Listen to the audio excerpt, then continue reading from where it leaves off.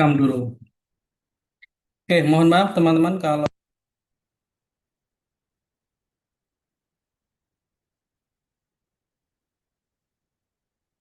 Suaranya hilang, Kak. Suaranya hilang.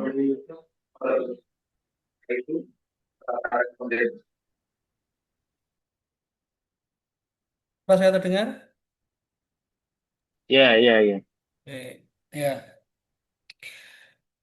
Setelah dengan Pak Randy, nanti setelah UTS dengan saya. Nah, terus berkaitan dengan UTS, karena output atau luarannya mata kuliah ini adalah ini ya, yang pertama terkait dengan video pembelajaran, mahasiswa membuat video pembelajaran agar mahasiswa mempunyai kompetensi dalam mengajar. Siapa tahu kalau kalian nantinya menjadi pamong belajar atau tutor, atau kalian jadi ini ya, trainer di mana begitu. Nah, maka UTS-nya, UTS-nya kalian sudah mempelajari sedikit sebagian lah ya tentang strategi pembelajaran. Maka UTS-nya teman-teman nanti membuat video pembelajaran. Nah, sebelum membuat video pembelajaran perlu yang namanya RPS. RPS itu rencana pembelajaran semester ya. 1 sampai 4 1 sampai 16 kali pertemuan atau selama 1 semester. Nah, tetapi karena itu terlalu berat, terlalu lama juga ya, maka kami memutuskan teman-teman membuat RPP. Nah, oke, coba saya share screen RPP-nya. Sudah kelihatan? Sudah belum? Belum, belum, Pak. Belum. Ya, Udah, karena Kak. memang belum saya share screen. Oke, Nah, dulu ya.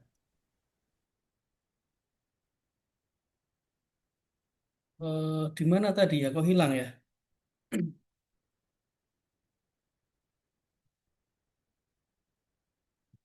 Oke, ini ya. Ini RPP, Rencana Pelaksanaan Pembelajaran. Nah, ini dilakukan setiap pertemuan begitu. Intinya teman-teman membuat satu pertemuan, satu pembelajaran dalam satu pertemuan. Oke.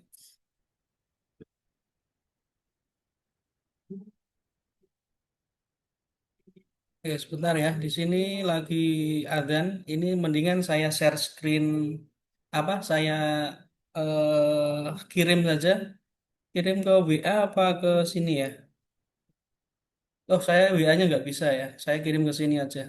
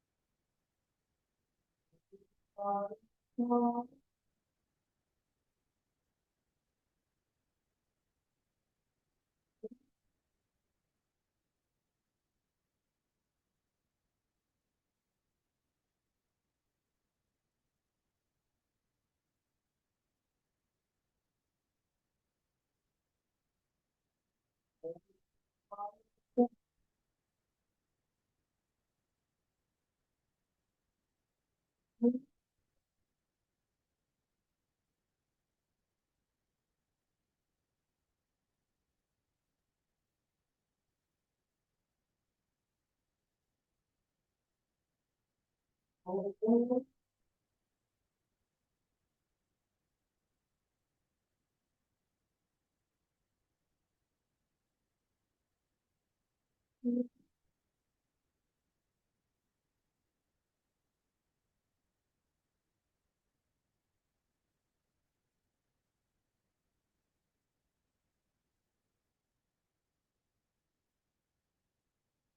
teman-teman, kita lanjutkan.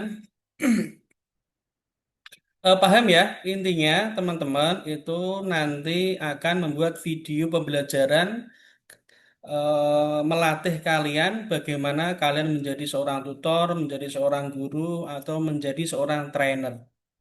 Nah, untuk menjadi guru, menjadi tutor, menjadi trainer itu perlu yang namanya RPP atau perencanaan sebelum kalian melakukan pembelajaran. Begitu ya. Ini RPP berarti rencana pembelajaran pertemuan. Nah, nanti teman-teman memikirkan ya, kira-kira saya mau mengajari siapa? eh, Kira-kira dalam satu pertemuan pembelajaran, materi yang akan saya sampaikan, saya akan ajarkan itu seperti apa. Nah, itu yang dipikirkan teman-teman. Gimana? Kira-kira sudah punya gambaran? Kira-kira melakukan pengajaran apa? Oke, saya share screen lagi.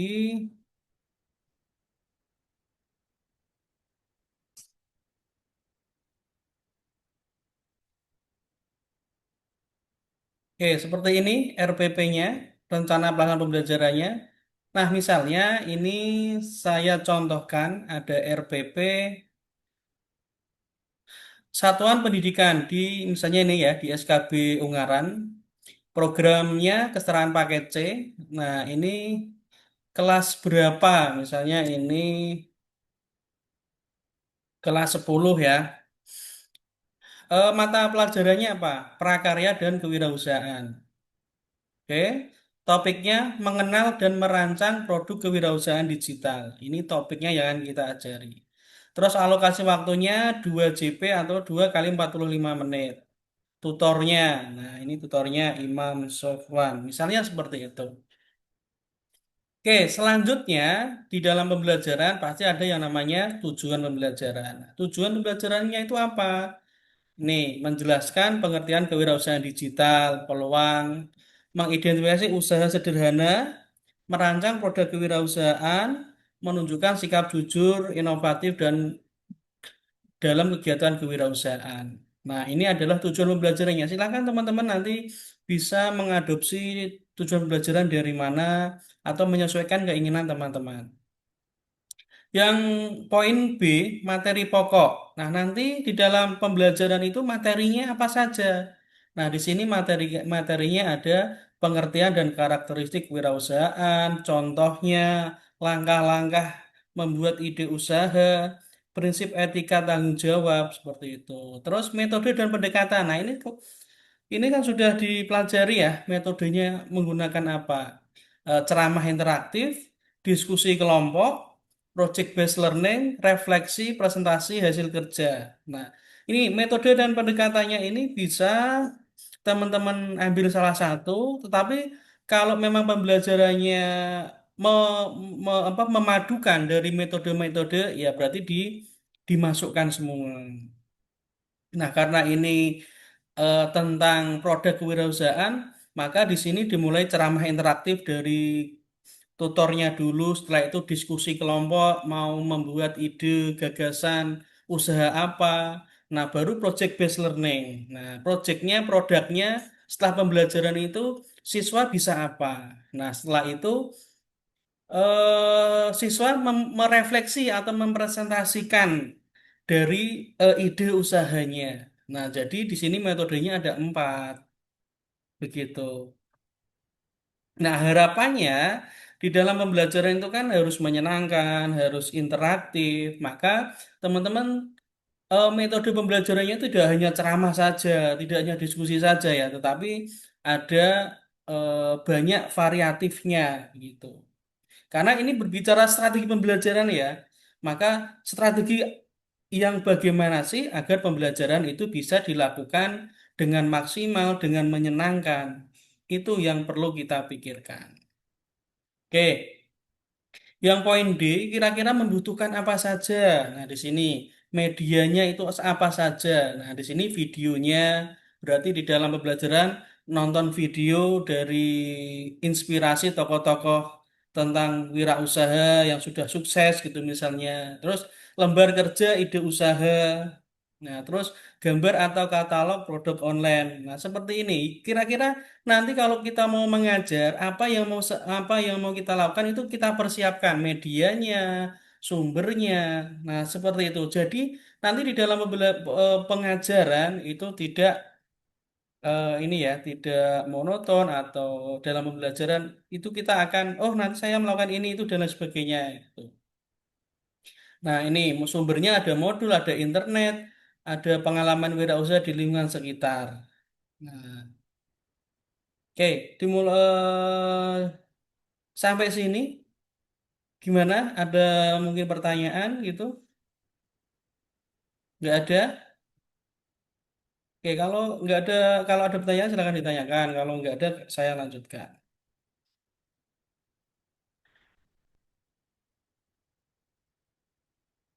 Oke, nggak ada ya.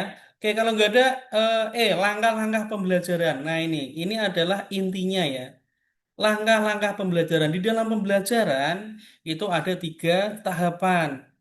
Yang pertama adalah pendahuluan yang biasanya dilakukan dengan menggunakan apersepsi. Yang kedua adalah kegiatan inti atau materi yang akan disampaikan seperti apa. Dan yang ketiga adalah penutup atau simpulan. Nah, di sini saya menggunakan pendahuluannya ya menyapa dan lain sebagainya seperti itu. Kegiatan intinya menjelaskan konsep kewirausahaan.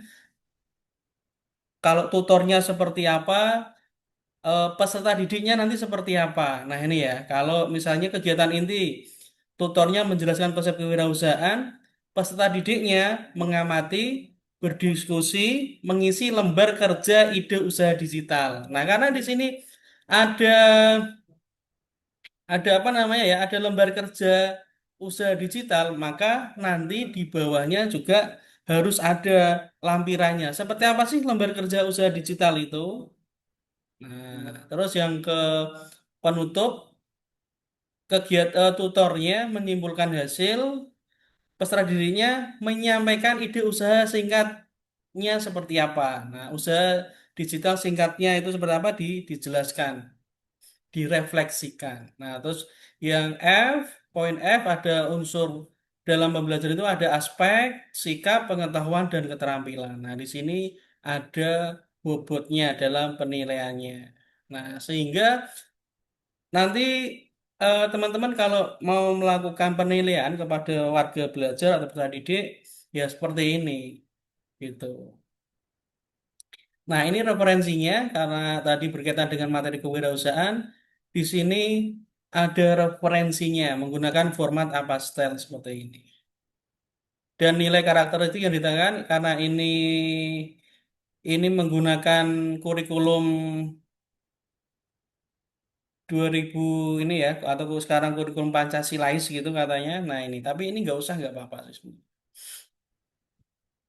Oke, itu yang bisa saya sampaikan ya. Ada yang mau ditanyakan? Kalau ini tadi berkaitan dengan karena di atas ini ada lembar kerja ide usaha. Nah, jadi siswanya itu dikasih lembar kerja, disuruh memikirkan kira-kira usaha kerjanya apa. Nah, di sini ada. Nah, ini masalah atau kebutuhan apa yang sering Anda temui di sekitar? Siapa yang berpotensi menjadi pelanggan dari solusi tersebut? Apa yang masalah bisa diselesaikan dengan teknologi digital? Nah, seperti itu.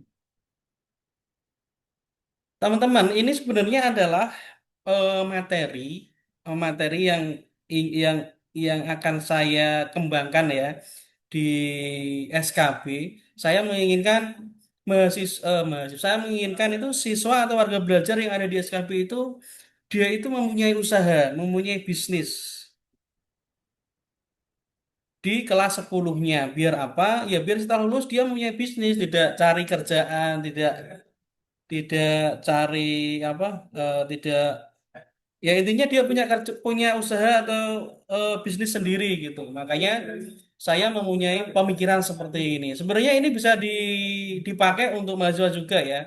Kira-kira peluang usaha apa yang ada di sekitar, terus usaha digitalnya nanti maunya seperti apa, terus rencana awalnya pengennya seperti apa, terus merefleksi.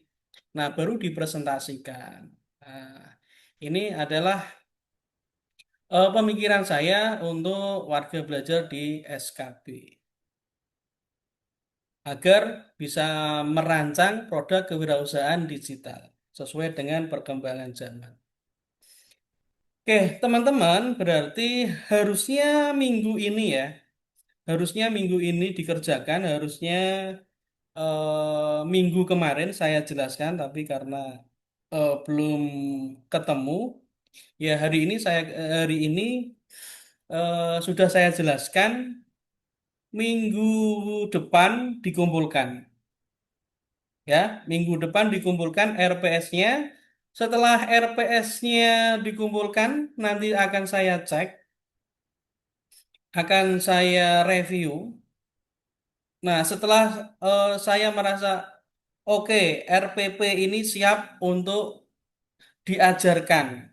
Nah, maka setelah nanti ACC, baru kalian membuat video pembelajarannya. Gitu. Oke, terus biasanya ada yang bertanya ya, Pak, ini berarti saya harus jadi tutor, harus ini ya, harus mengajar satu kelas. Iya, idealnya seperti itu, satu kelas. Tapi kalau kalian merasa keberatan, ya kalian boleh apa namanya, boleh menawar gitu ya. Mau berapa orang gitu. Tapi kalau nggak ada yang keberatan, alhamdulillah. Oke, paham ya? Ini dikerjakan satu minggu. Oke, satu minggu setelah kalian kerjakan, nanti dimasukkan di Google Drive atau mana ya. Nah, nanti saya review. Setelah oke, buat video pembelajaran. Jadi, UTS ini nanti mungkin membutuhkan waktu selama kurang lebih 3 atau maksimal 4 minggu ke depannya. Tetapi di dalam proses pembelajarannya atau melanjutkan perkuliahannya tetap ya, tetap tetap presentasi sesuai dengan kelompoknya. Nah, dan kalau presentasi sesuai dengan kelompoknya, tolong presentasinya setiap kelompok kalau bisa metodenya berbeda-beda ya. Jangan hanya diskusi diskusi terus, tapi mungkin nanti ada bermain peran, ada metodenya menggunakan project based learning atau apa, biar tidak membosankan. Ya, gitu. Coba minggu depan ketemu dengan saya, kita diskusi yang tidak membosankan seperti apa gitu. Karena ini berkaitan dengan strategi pembelajaran, maka teman-teman harus menyesuaikan, harus mempunyai keterampilan dalam pembelajaran.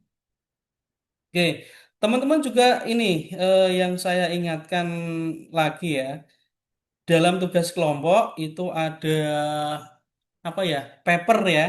Oke, nanti papernya bisa saya review ya, bisa saya review kekurangannya apa, nanti diperbaiki setiap kelompoknya. Nah, harapannya dari paper itu nanti kita bisa publish ke jurnal atau ke proceeding atau kemana.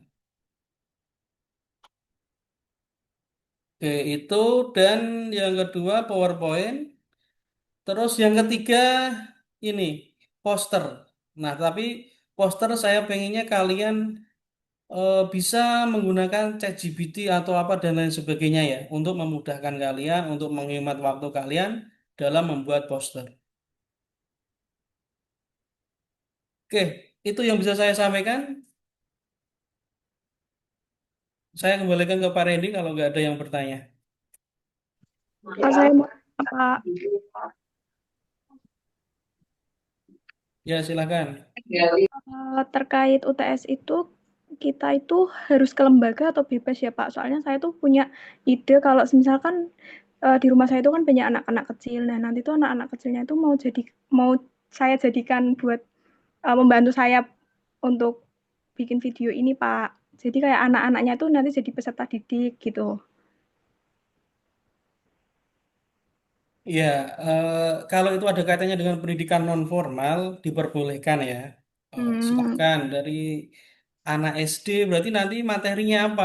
Apa anak TK nanti materinya apa gitu. oke. Baik, Silakan, Pak. nggak harus dikejar paket ya. Tapi Iya, kalian bisa ini PAUD, bisa kalian kalau menjadi trainer atau menjadi pelatih, nah silakan. Atau ini ada cowok-cowoknya nggak ya? Kalau cowoknya suka main bola, nah, bisa bisa ini ya, pembelajaran kayak di SSB gitu, teknik dribble dan lain sebagainya. baik, Pak. Terima kasih. Ya, ada lagi? Oke, kalau nggak ada, berarti monggo Pak Randy.